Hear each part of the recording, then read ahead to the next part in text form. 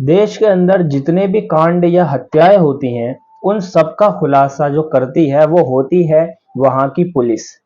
Court तक घसीट कर मुजरिम को जो लेकर जाने वाली होती है वो होती है वहां की पुलिस। गरीबों का जो मसीहा होती है वो होती है वहां की पुलिस।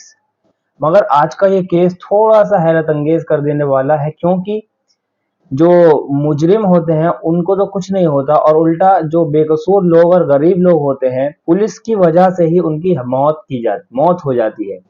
और दोस्तों, ये कहानी बहुत ही ज्यादा हैरत अंगेज कर देने वाली है, जिसको सुनकर आप लोग भी दंग रह जाएंगे। तो वीडियो को पूरा जरूर देखें। तो आइए स्टार्ट करते हैं। इस केस की शुरुआत जो होती है वो होती है एक शहर के छोटे से गांव में, जहां पर एक बाप और एक बेटी सड़क किनारे अपनी रेहड़ी लगाया करते थे, उस पर सब्जियां बेचा करते थे।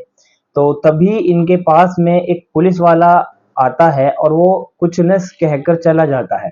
उतने में ही कुछ देर बाद में जो पुलिस होती है, उनके जो नौकर होते हैं, नीचे नीचे के लोग यानी दलाल टाइप में जो होते हैं, वो उनके पास में आता है और कहता है तुम मुझे हफ्ता दो। वो उसको हफ्ता देते हैं, जो कि 100 रुपए हफ्ते के हिसाब से वो देते हैं। कुछ महीनों तक ऐसा सब कुछ सही चल रहा होता है, उनकी रेहड़ी भी वहां पर लग रही होती है। और अचानक एक दिन वो जो हफ्ता मांगने आता है वो उस आदमी से कहता है कि देखो, अब मैंने सभी के पैसे बढ़ा दिए हैं, तुमको भी 200 रुपए हफ्ता देना होगा। अब चूंकि ये जो रेहड़ी वाले होते हैं ये बेचारे गरीब होते हैं, बहुत ज्यादा परेशान होते हैं, और ये बेचारा भी बहुत ही ज्यादा घर के हालातों से टूटा हुआ होता है। अब ये मजबूरन आकर उससे मना कर देता है, कहता है साहब हम लोग गरीब आदमी है, हम लोग 200 रुपये हफ्ता आपको देंगे, और पीछे दुकान वाले के आगे जिसके आगे हम ठेली लगाते हैं उसको भी हम लोग किराया देंगे, और हमारे खुद के भी खर्चे हैं, हमको माल भी लाना होता है, और भी हमारे बहुत से खर्चे हैं। तो हम लोग कमाएंगे क्या अगर हम लोग फ्री में मजदूरी करेंगे? आप भी सोचो साहब। तो इतना सुनकर वो उसे धमकाता है, उसे धमकी देता है कि तुम्हारा ठेला मैं यहाँ से फिकवा दूंगा और अच्छा नहीं होगा और ये होगा और वो होगा। ये सब सुनकर वो उसकी जवान बेटी पर नजर डालता है और कहता है कि तू इसे मेरे साथ भेज दे, मैं तुझसे कभी भी 1 रुपया नहीं लूंगा। ये सुनकर बाप को बहुत गुस्सा आता है और वो उसमें दो चार घूंसे या कह लो थप्पड़ मार देता है। ये सुनकर जो उस थाने का वो आदमी होता है, थाने तक ये खबर पहुंचती है, और वहां के जो थानेदार साहब होते हैं उन्हें इस बात से बहुत ज्यादा गुस्सा आता है। अब थानेदार साहब की जो एक करतूत है ना, जो मैं आपको बताने जा रहा हूँ, इससे आप भी शर्म से झूम उठेंगे। थानेदार साहब का वहीं की उसी थाने के अंदर एक लेडी पुलिस ऑफिसर से चक्कर चल रहा होता है, जहां पर ये दोनों काफी मजे से रह रहे होते हैं। थाने को ये लोग अपने बाप का घर समझते हैं, और ये लोग बिल्कुल भी ये नहीं समझते कि हम लोग जनता के नौकर हैं और हम लोग जनता की सेवा के लिए ही यहाँ पर बैठे हैं। इनके दिमाग में इस कदर गुरूर भरा हुआ होता है कि ये लोग उन ठेली वालों को भी नहीं छोड़ते जो बेचारे 300 से 400 रुपये रोज का कमाते हैं। ये दोनों के दोनों ऑफिसर जब अंदर कमरे के अंदर ऐश कर रहे होते हैं, तभी एक हवलदार अंदर आता है बिना नॉक करे। तो ये दोनों अलग होते हैं। अलग होने के बाद में इन दोनों को बहुत गुस्सा आता है उस हवलदार पर। तो जो लेडी पुलिस ऑफिसर होती है वो तो बाहर चली जाती है वाले कक्ष से जो इनका बैठने का होता है। फिर ये साहब कहते हैं हवलदार से कि तुम्हारी इतनी हिम्मत, तुम अपने सीनियर पुलिस ऑफिसर के कमरे के अंदर बिना नॉक करे आओ? ये दरवाजा एसटीसी मराने के लिए नहीं है, इसको नॉक कर कर अंदर आना आइंदा जब भी आओ। पूरे पुलिस स्टेशन को उनके चक्कर के बारे में पता होता है, लेकिन कोई भी कुछ नहीं करता, क्योंकि भाई वो सीनियर पुलिस ऑफिसर हैं और बाकी सब जूनियर हैं। तो इसीलिए ये लोग किसी से भी कुछ नहीं कहते हैं। इतने में ही खबर आती है उस दलाल की, जो कि पुलिस स्टेशन आकर कहता है कि तुमने मुझे हफ्ता वसूली के लिए जहां पर भेजा था वहां से मैं पिट कर आया हूं और मेरी बेइज्जती की है, और उसने तुम्हें भी गाली दी है और धमकी दी है कि मेरे पास कोई भी पुलिस वाला ना आए मुझसे हफ्ता लेने, वरना मैं उसे जान से मार दूंगा। वो उनको चढ़ा देता है। चढ़ाने के बाद में ये जो लेडी पुलिस ऑफिसर होती है ये कहती है अपने आशिक से, यानी जो पुलिस ऑफिसर होता है जिससे इनका चल रहा होता है, कि तुम मत जाओ, मेरे साथ तो हवलदार भेज दो, मैं उसको अभी उसकी अकल ठिकाने लगा दूंगी। ये लोग अगली सुबह जब उस रेड़ी वाले के यहाँ पर पहुंचते हैं, तो वहां पर जाने के बाद में ये लोग बदमाशी दिखाते हैं और एक हवलदार जाकर उसे घसीटने लगता है, पकड़कर उसका कॉलर उसे खींचने लगता है। ये सब देख उस आदमी को बहुत गुस्सा आता है और वो उसके भी 2-3 थप्पड़ लगा देता है। इतने में वो लेडी पुलिस ऑफिसर आकर उसका गिरबान पकड़ लेती है।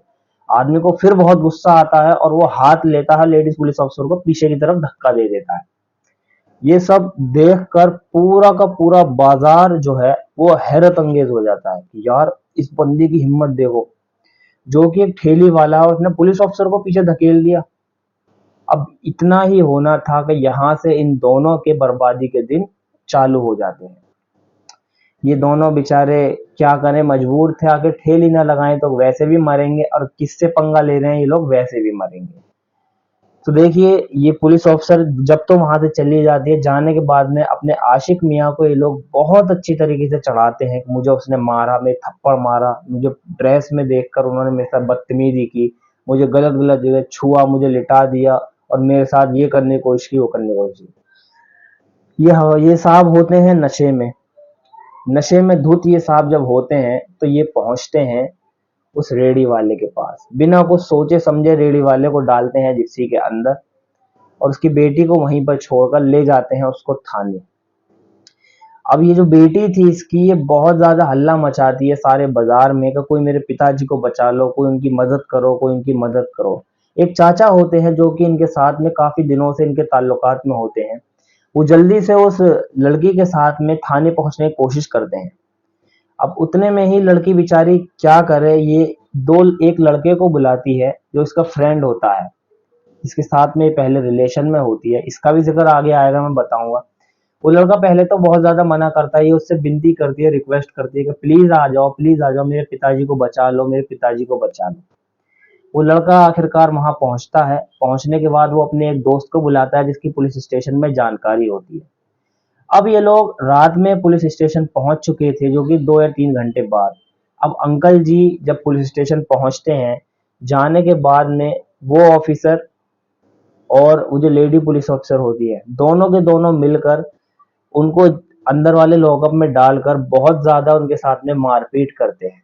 यहाँ तक कि सारी रात अलग अलग तरीके से उसको टॉर्चर किया जाता है, बस इतनी उसकी खता होती है कि वो अपना न्याय उनसे मांग रहा होता है। आखिर उस बेचारे की ऐसी क्या गलती थी, वो हफ्ता देने के ऊपर ही तो लड़ाई थी। आप लोग किस मुंह से उन गरीबों से हफ्ता लेते हैं? ये हमारे देश के अंदर होने वाले ऐसे छोटे छोटे क्राइम है जिन पर किसी की नजर नहीं डलती, लेकिन मैं इस चीज के खिलाफ बोलना चाहता हूँ, क्योंकि मैंने अपनी आंखों से काफी पुलिस ऑफिसर्स को ऐसे हफ्ता लेने के मामले में देखा है और सुना भी है, जहां पर ये लोग छोटे छोटे लोगों से 100 100 200 रुपए हफ्ता वसूली करते हैं, जबकि गवर्नमेंट इनको पेट भर के तनख्वाह देती है। जब भी इन लोगों को हराम का खाने की ऐसी आदत पड़ी होती है कि ये लोग इतने मजबूर और गिर जाते हैं कि ये लोग गरीबों की बददुआएं लेने से जरा भी नहीं डरते। खैर, रात के 12 बज चुके हैं, अभी तक उस बेचारे के साथ में बहुत ज्यादा मारपीट की जा रही है। लड़की रो रो कर, लड़की का बुरा हाल है कि मेरे पिताजी को छोड़ दो, मेरे पिताजी को छोड़ दो। अब लड़की एक विनती करती है पुलिस वाले से कि सर प्लीज, आप उन्हें छोड़ नहीं रहे हैं तो कम से कम मुझे उनके पास थोड़ी देर बैठान दीजिए, मुझे उनसे मिलने दीजिए। पुलिस ऑफिसर, जो लड़की लेडी पुलिस ऑफिसर होती है, वो कहती है बदतमीजी तो इसने मेरे साथ भी की थी, इसे भी अंदर बुलाओ। ये बेचारी जाती है अपने पापा से मिलने के लिए। वहां जाने के बाद में इस पर भी बहुत बुरी तरीके से मार लगाई जाती है और इसको भी बुरी तरीके से जख्मी कर दिया जाता है। जी हाँ दोस्तों, ये एक बहुत ही क्रूरता की कहानी है जिसमें बहुत ज्यादा शर्म की बात है कि एक पुलिस ऑफिसर ऐसा घटिया काम कैसे कर सकते हैं इन गरीबों के साथ में, जिनका मसीहा ही पुलिस होती है, वही उसके साथ में ऐसा करे, तो अब बताइए वो किसके पास जाए। लड़की को भी बेहद बुरी तरीके से मारा जाता है, दोनों के दोनों पैरों से बेकार हो जाते हैं, उनसे चला भी नहीं जाता। इन दोनों को जब जमानत से वैसे ही छुड़ाया जाता है रात को पुलिस पुलिस थाने से, तो ये पुलिस की जीप में बैठते हैं और वहां पर एक हवलदार होता है जिससे कहा जाता है इनको इनके घर पर छोड़ आओ। अब ये जो हवलदार होता है ये इन्हें जिप्सी में बिठाता है और चला जाता है इनको इनके घर छोड़ने के लिए। तभी जो वो शख्स होता है जो कि पुलिस थाने आया हुआ होता है, इस लड़की के बुलाने पर उसको पुलिस वहां पर बिठा लेती है। बिठाने के बाद में पुलिस देखती है कि यार उससे थोड़ी बहुत बातें की जाएं, इससे पूछा जाए तू कौन है, तू क्यों इतना मंत्री बन रहा है। वो बताता है मैं ऐसे ऐसे हूँ, मेरा भाई रिपोर्टर है, मैं इसलिए आया था इनकी उसमें, बाकी कोई नहीं सर, आप मुझे जाने दो। वो वहां से चला जाता है। तभी होता क्या है, पुलिस को इन दोनों शख्स की अगले दिन एक कूड़े के ढेर के पास से लाश बरामद होती है, जी हाँ दोस्तों, आप लोगों ने सही सुना। बाप और बेटी अब मर चुके होते हैं। इनका केस बहुत ज़्यादा दबाने की कोशिश की जाती है। इनके केस को बिल्कुल भी उखाड़ा नहीं जाता है। एक तरीके से बिल्कुल इनका केस डिसमिस कर दिया जाता है। एक्सीडेंट बताकर इनके केस को बंद करने की कोशिश इन्हीं थाने वालों की वजह से की जाती है। अब जो वो चचा थे जो कि इनके दोस्त थे रेहड़ी लगाने वालों के, ये हंगामा करते हैं अपनी दुकानें बंद करके। ये लोग हड़ताल करते हैं कि हमारे सदस्यों को इंसाफ मिले, आखिर वो भी हमारा ही एक हिस्सा थे। अगर उनके साथ आज ऐसा हुआ है तो कल हमारे साथ भी ऐसा हो सकता है। इस बात की खबर उस इलाके के चेयरमैन को मिलती है। चेयरमैन को जब ये खबर मिलती है तब ये विधायक तक बात पहुंचती है। अब विधायक के संबंध होते हैं इन पुलिस वालों से। पुलिस वाले कहते हैं सर जाने दीजिए, 2 टके के लोग हैं, इनकी क्या तफ्तीश करना, छोड़ो सर, एक्सीडेंट का हमने नाम दे दिया, एक्सीडेंट ही मान लो, छोड़ो। लेकिन ये बात यहाँ पर रुकने वाली नहीं थी। वो जो चचा थे उनकी मेहनत रंग लाती है और ये केस सौंप दिया जाता है क्राइम ब्रांच वालों के हाथों। जी हाँ दोस्तों, अब जो मैं बात आप लोगों को बताऊंगा उसको सुनकर आप भी दंग रह जाएंगे कि आखिर कोई पुलिस वाला इतना ज्यादा गिरा हुआ कैसे हो सकता है कि वो अपने ही स्टाफ से भी इस तरह बदतमीजी करे। क्राइम ब्रांच जब थाने पहुंचती है तो उनका ना ही कोई इस्तकबाल करता है, ना उनसे सलाम दुआ कोई करता है। सभी लोग अपनी क्रूरता में मगन है। पूरा का पूरा थाना ऐसा है जैसे उनके बाप का वो थाना हो। क्राइम ब्रांच अंदर पहुंचती है, उल्टा जो ये थानेदार होता है ये उनसे बदतमीजी बोलता है कि तुम हो गए जहाँ के क्राइम ब्रांच वाले हो गए, हाँ, ये थाना मेरा है, यहाँ मेरी चलती है, ये इलाका मेरा है, और तुम इस केस को बंद कर दो ना, तुम्हारे साथ अच्छा नहीं होगा। क्राइम ब्रांच वाले बहुत ज्यादा समझदार होते हैं। वो इसको बिल्कुल भी लड़ाई झगड़े से नहीं अटैच करना चाहते। वो लोग अपनी तफ्तीश को चालू करते हैं। चालू करते करते उनको पता लगता है कि ये जो रेडी वाले की लड़की थी इसका एक लड़के के साथ में चक्कर होता है। उसका चक्कर के बारे में वहीं के दूसरे रेडी वाले बताते हैं कि एक दिन ये लड़की ठेले पर आई थी खाना खाने, और इसके साथ में एक लड़का था जिसने ये कहा था कि अब मैं तुम्हारे साथ नहीं रहना चाहता और तुम अपने रास्ते चली जाओ, मैं अपने रास्ते जा रहा हूँ। तो ये लड़की बहुत ज्यादा ड्रामा करती है कि आखिर तुमने इतने दिन मेरे साथ रहे और अब मुझे बुरे हालातों में छोड़ रहे हो, तुम्हारे साथ अच्छा नहीं होगा। इतने में ही इस लड़की का बाप आता है पीछे से, वो रेडी वाला, और वो इसके थप्पड़ मार देता है गाल पर कि तेरी इतनी हिम्मत, मेरी बेटी को पहले तू दिलासा देता है शादी का और उसके साथ रहता है और अब तू उसे छोड़ने की बात कर रहा है। तो ये जो लड़का आशिक जो होता है इस लड़की का, वो कहता है तुमने मेरे मुंह पर सरे बाजार थप्पड़ मारा है, मैं तुम दोनों को जिंदा नहीं छोड़ूंगा, मैं तुम्हें चेतावनी दे रहा हूँ, मैं तुम दोनों को जान से मार दूंगा। इसी बात की वजह से लोग इन पर शक करते हैं और ये बंदा अभी वहां से उनके मर्डर के बाद में गायब होता है। 5 दिन बाद जब ये पुलिस को मिलता है, इसकी थोड़ी सी धुलाई होती है उगलवाने के लिए, लेकिन इस बंदे ने कुछ भी नहीं किया होता। ये बताता है कि जिस रात में ये लोग पुलिस थाने गए थे, इनको पुलिस ने उठाया था, उसी रात में भी मुझे ही इस लड़की ने फोन करके बुलाया था और मैं ही थाने पहुंचा था। ये वही लड़का होता है जिसका भी मैंने पीछे जिक्र किया था। अब क्राइम ब्रांच वाले बहुत ज्यादा परेशान हैं। वो पुलिस से कुछ सबूत मांगते हैं, कुछ जो उन्होंने इकट्ठे किए होते हैं। पुलिस कहती है जाओ, हमसे तुम्हारा कोई मतलब नहीं, तुम अपना आप जाकर इस केस को हैंडल करो। अब क्राइम ब्रांच वालों का सर में बहुत ज्यादा दर्द है कि आखिर यार ये कैसे लोग हैं जो कि इंसाफ नहीं दिलाना चाहते इनको, कहीं इस केस में इन्हीं का तो हाथ नहीं। अब ये लोग लगते हैं कड़ी मेहनत से इस केस की तफ्तीश में। क्राइम ब्रांच वालों को जब जरूरत पड़ती है कुछ प्रूफ की तो वो लोग पुलिस के पास जाते हैं जो कि इस केस को काफी दिन से हैंडल कर रहे थे। वो उन्हें मना कर देते हैं, उनका दिमाग और ज्यादा खराब होता है। अब एक दिन इन लोगों का ध्यान में आती है कि यार जिस रोज इनकी हत्या हुई है उससे एक दिन पहले ये लोग पुलिस थाने में ही बंद थे। पुलिस थाने के अंदर क्या इन्हें कुछ खिला दिया गया है क्या, या इनके साथ में ज्यादा मारपीट हुई है जिससे इनकी मौत हुई, या इन्हीं लोगों ने बाद में जाकर इन्हें मार दिया है। इसके लिए ये लोग ध्यान में लाते हैं कि यार थाने के अंदर तो सीसीटीवी कैमरे हैं, क्यों ना उनको चेक किया जाए।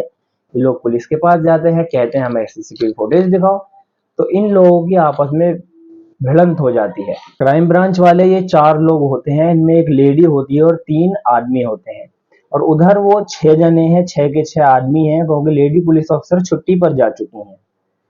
अब इन लोगों की इतनी ज्यादा भिड़ंत हो जाती है कि पुलिस वाला जो होता है थानेदार, वो अभी भी नशे की हालत में होता है और वो गन तान देता है सीनियर सीनियर अपने सीनियर के ऊपर जो कि क्राइम ब्रांच से होते हैं।